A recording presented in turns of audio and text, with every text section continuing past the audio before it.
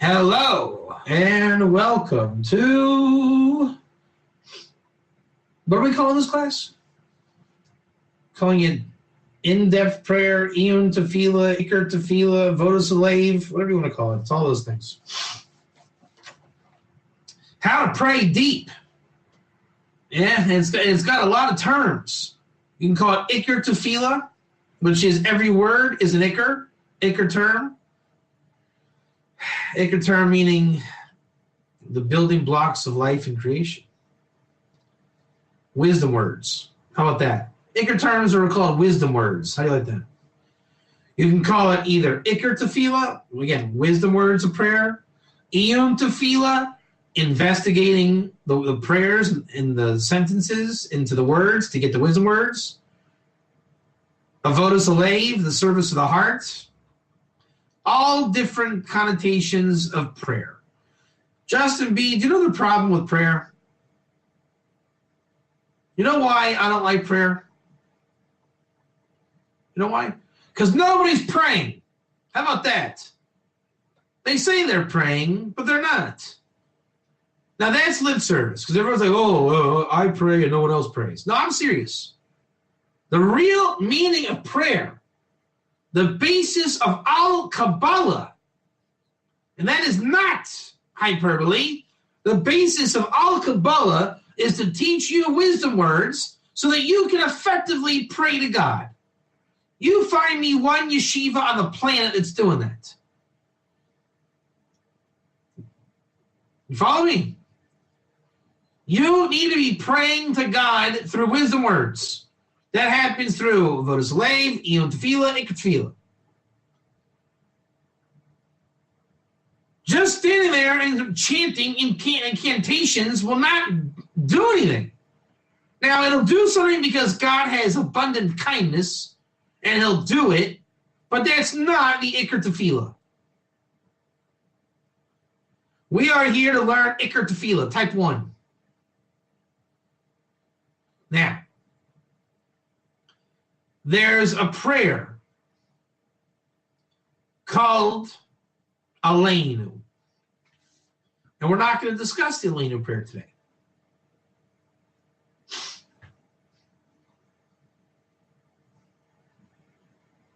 When I was in Texas, I attempted at Rod's to give over the Aleinu, and I ended up giving it over at the Ger conference to the men.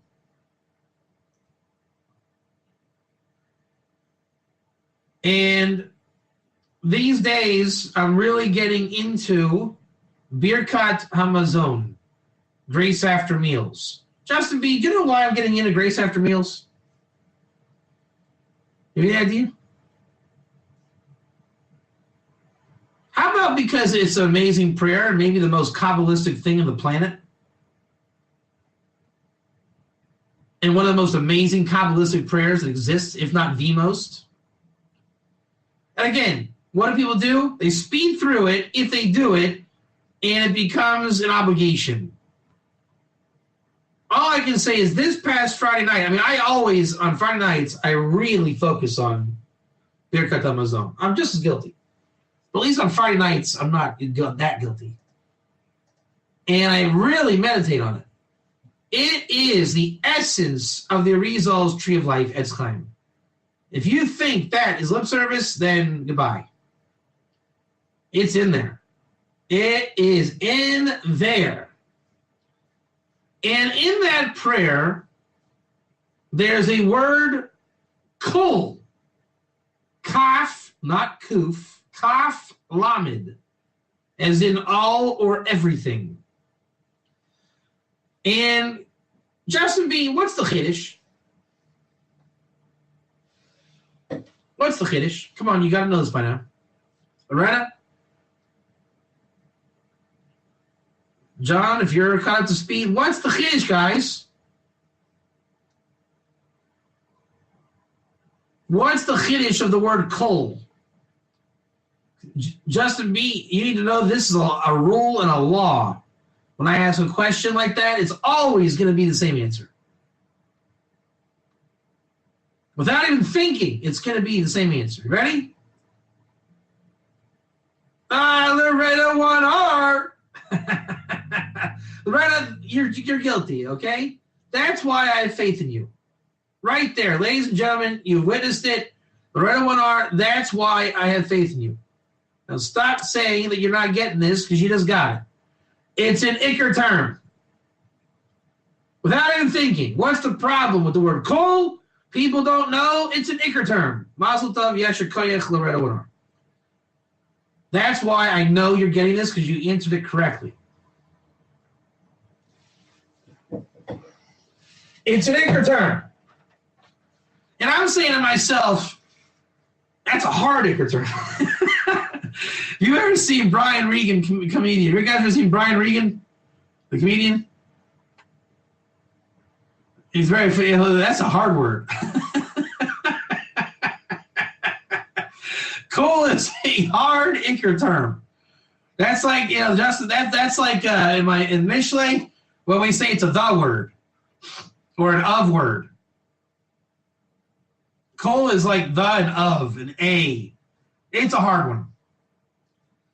And I got it, I got that it's an Iker, and I'm making up my own little theology as I go along, which is never good, right? That's why you got to eventually source what you're saying. And I knew it was right, but I didn't understand it. And then I got to Aleinu, and I still wasn't sure.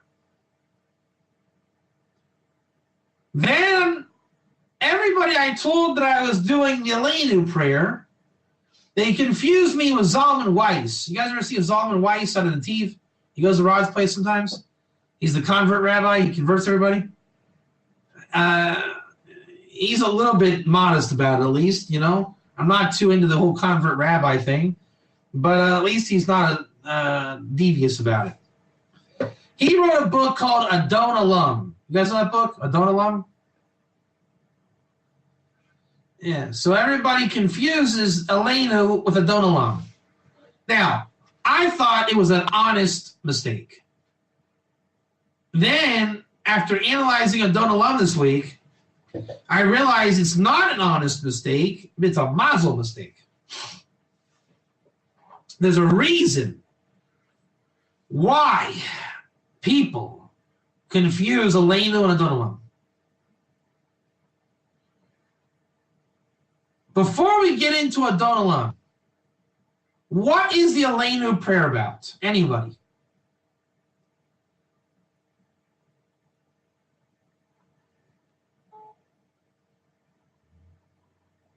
The Aleinu prayer is about Tikkun Olam b'Malchus Shaddai, repairing the world so that all flesh and blood will stop serving a flesh and blood God and worship God. The mission of Abraham completed by the King Messiah, which, as George Carlin states, is Joe Pesci. Just kidding. Now, do you want to know a Kabbalistic fact, an interesting point? When I say interesting point, I'm talking really interesting and like an Iker point. Now, you got to get this. What I'm about to tell you is maybe the underpinning of all of prayer and all of Torah routed through prayer. Do you think I'm joking? This is the basis of the Shema, as explained by pretty much everybody. You ready for this? Now, I want you to use your noggin on this, okay? Use your imagination. I want you to see this. I want you to feel this. I want you to hear this. And then when you go back in your prayers, I want you to start paying attention to this. I'm going to explain it in a very kind of midrashic type of level. You ready? Where's God? Work with me here.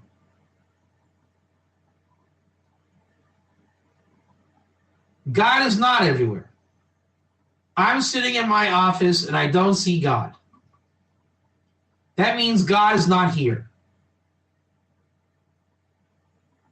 All right, go with me on this, okay? Play along. God is somewhere else.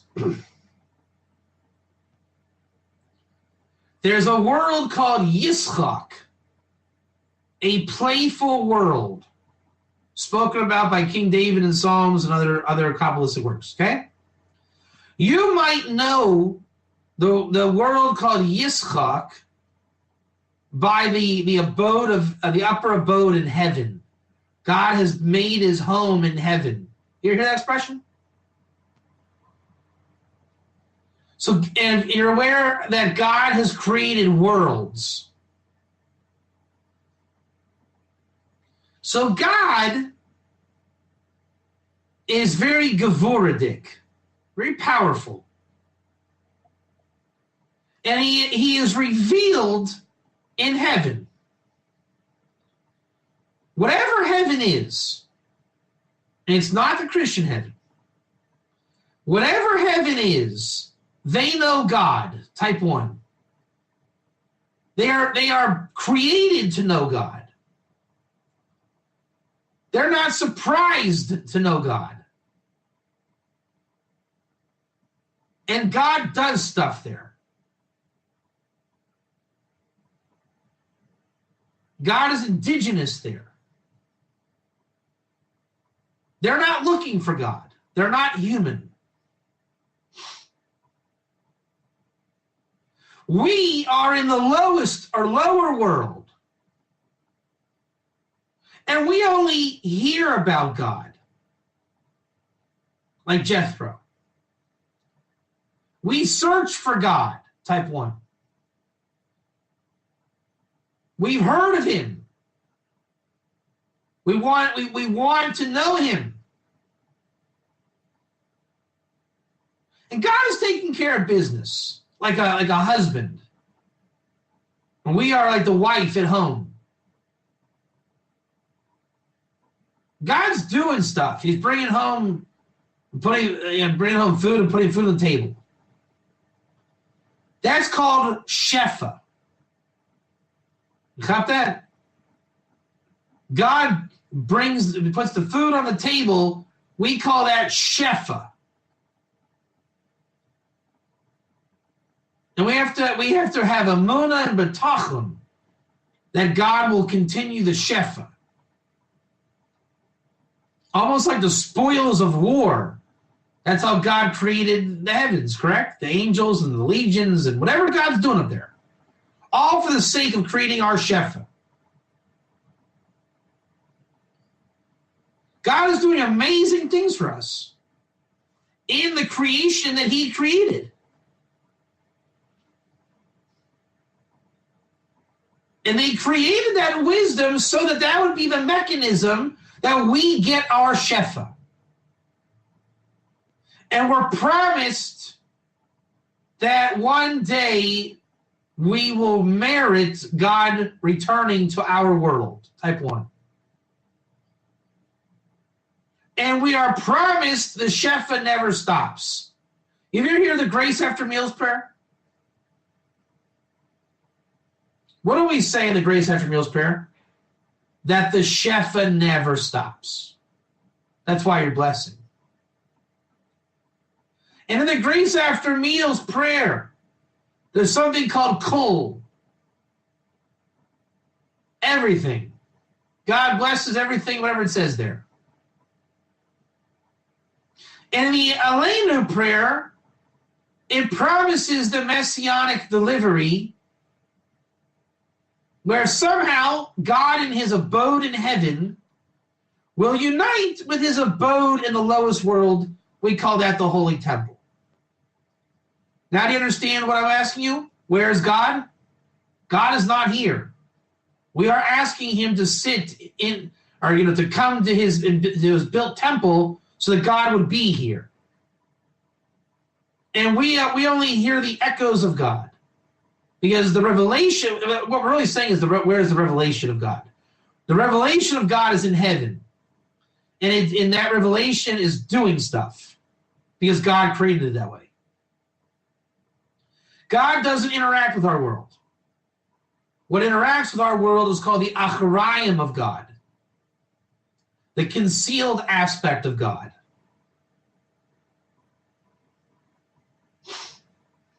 One day we will receive the face of God.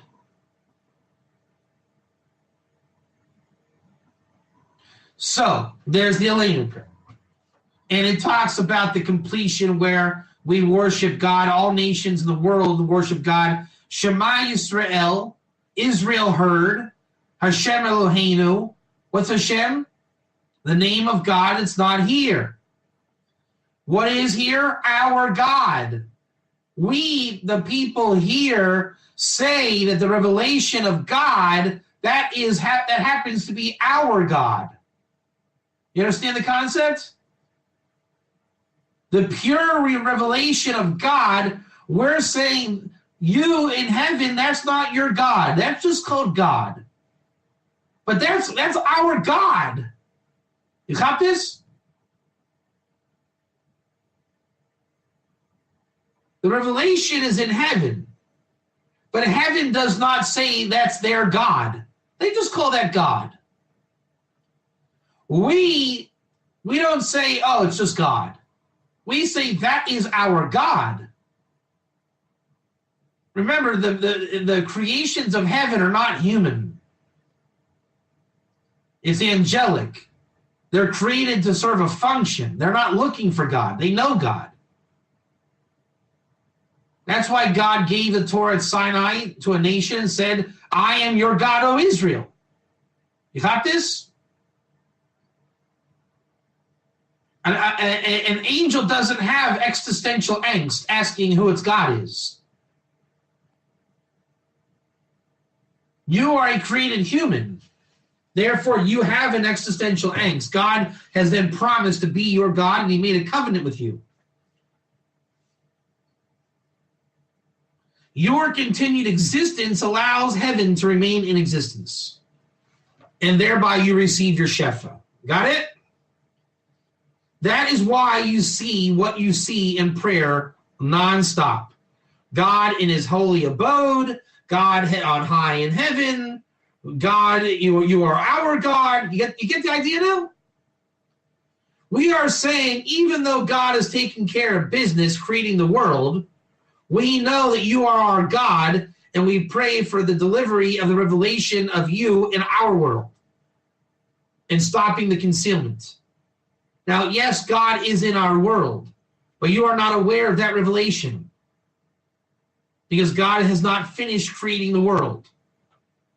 The world is being created until the Messianic era and end after 6,000 years.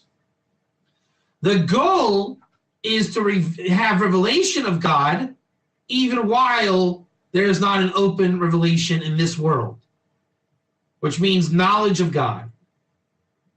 Drawing down the revelation of the Shem Hashem into this world. That's the essence of Kabbalah, manifested in prayer, so that you can understand Torah, so you can connect to God, and that you can speak words of wisdom, and make Gerim, and bring Mashiach. Say amen.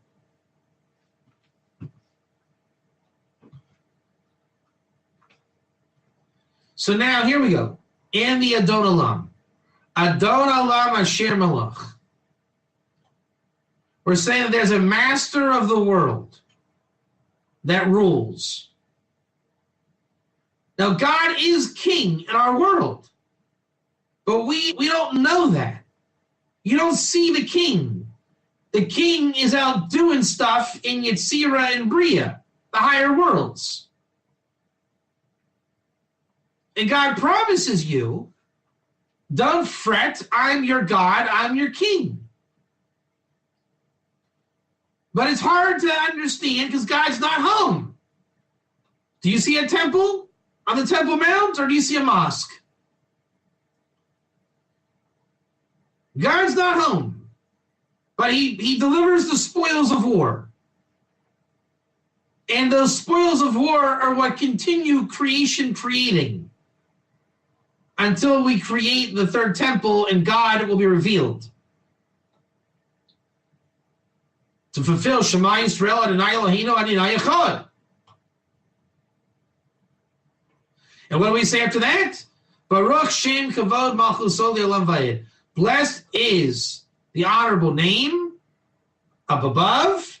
His kingdom here rules forever and inclusively. Adon Olam Asher Malach. B'terem Kol Yitzor Nivra. While there's still not everything, he will create creation.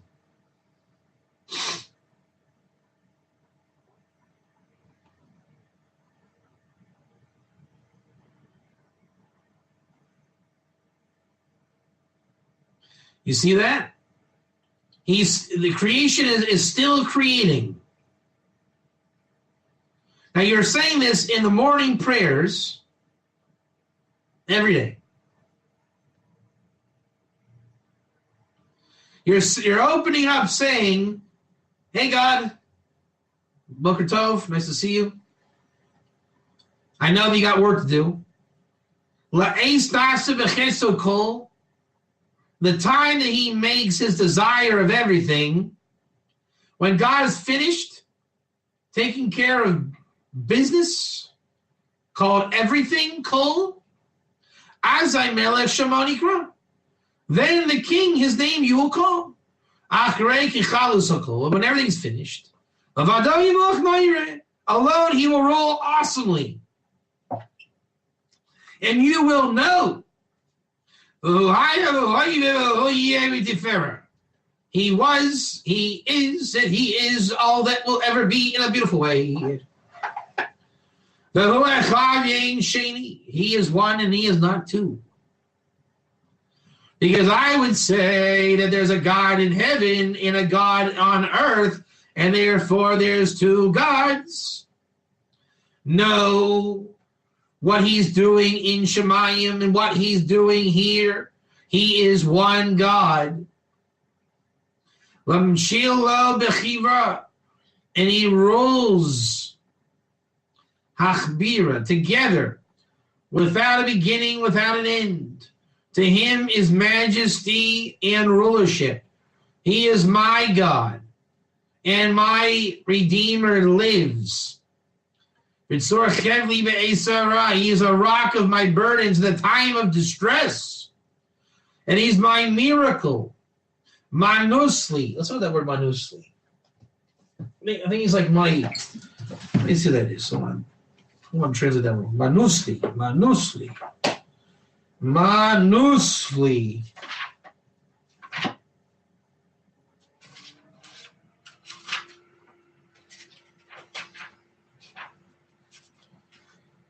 Manus.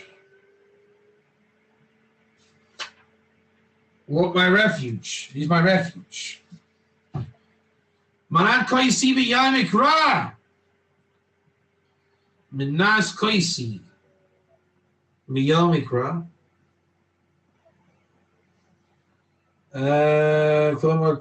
Tovasi mimei. All my good. All my goodness I will bless. Yado avki ruchi. In his hand I deposit my spirit. When you go to sleep. The time you sleep and when you wake up. This is why you say, speaking of the prayer class, what do you say when you wake up, Justin Becker? Mo de'ani lefanecha. I thank you, God, when I wake up for delivering my soul.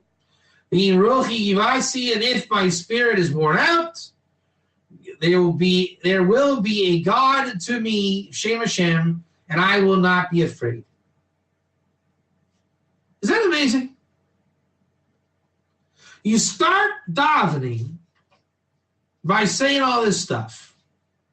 I went to bed all right. I woke up all right. I'm not going to see God today because he's got business to take care of. And I know if I call out, he'll be a God to me, but there's work to be done. He is the master of this world, and I'm getting Shefa, but it's a work in progress. The day has just begun, Justin, type 1. And do you think, if we say that prayer is a microcosm of life in one full day, what do you think, Loretta 1R? John? Will we see God at the end of prayer? Will God come to us at the end of our prayer and say, Loretta 1R, yes, you're clear. You want to bet? We say the Aleinu prayer. It is on us to praise the master of everything. Oh, look at that. Look at that. He is indeed the master of everything. To give greatness to the creator of Bereshis. That he did not make us like the nations of the earth. And he did not place us like the families of the earth. And he did not place our portion amongst them. And our lot like those wanton sinners. That they praise and worship emptiness and dreck. And we bow and subordinate and praise and give thanks before the King of Kings, HaKadosh Baruch Hu. That he is placed in the heavens and founded the earth, and in his precious dwelling in heaven on high, but he places his revelation of an intensity also on high. He is our God, there is no other. Our true God, the God of truth, there's none other. Like it's written in the Torah, you will know today, if you place your heart, I am God, your God, in heaven above, and also on the earth below, there is no other. What do you think, Loretta 1R? You started the day saying, God, where are you? You started the prayer service saying, God, where are you? And at the end, you say, Aleinu l'shabeach. That's the answer. He is God on high, and he is God in my life. It is one God. And then when you go and have breakfast, you do the grace after meals, and you say, God does nourish everybody. I am eating. And that, ladies and gentlemen, is the second edition of the prayer class, Iyun Tefillah, Iker Tefillah, Avodas Belev. I hope you enjoyed yourselves.